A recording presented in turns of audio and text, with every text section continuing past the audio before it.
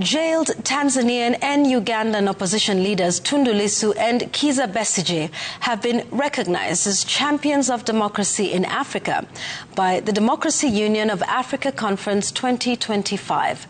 Tundu's award comes as Tanzania heads to the polls on Wednesday amid growing criticism over the suppression of dissenting voices against President Samia Suluhu Hassan's government. KANU chairperson Gideon Moi, Democratic Party leader Justin Muturi, and former Ghanaian President Nana Akufo-Addo have urged African states to uphold democratic values and respect the will of the people. Melita Oletenges reports. Regional politics in East Africa have seen increased pressure on opposition movements, with leaders such as Tundu of Tanzania and Kizza Besigye of Uganda facing arrests for challenging their respective regimes. 4 consecutive presidential elections. Today, both leaders were honored at the Democracy Union of Africa Awards, receiving the inaugural Akufo-Addo Democracy Awards for their resilience in championing just and transparent electoral processes and for defending democratic space in their countries. Lissu's award was received on his behalf by Chadema Secretary General Deogratius Munishi, who read the imprisoned leader's acceptance speech.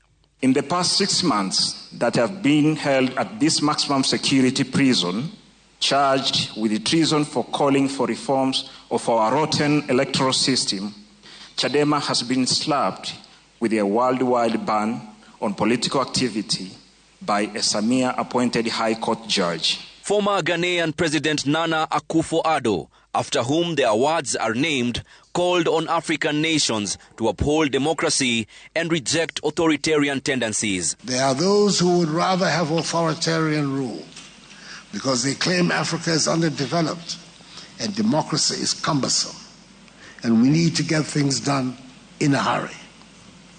We still have some work to do to convince such people that we are all safer under democracies. KANU chairman Gideon Moi and Democratic Party leader Justin Muturi echoed calls for the protection of democratic institutions, emphasizing respect for sovereignty and the rule of law.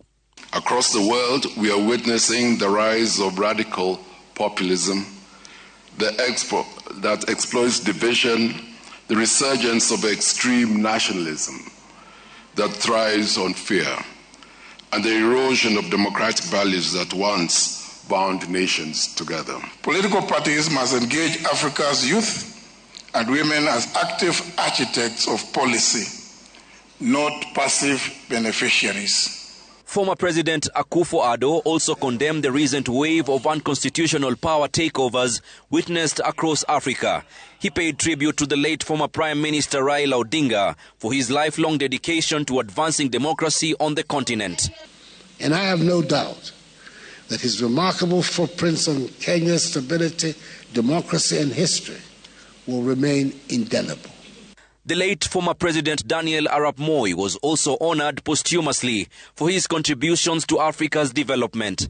The award was received by his son and KANU chairman Gideon Moi.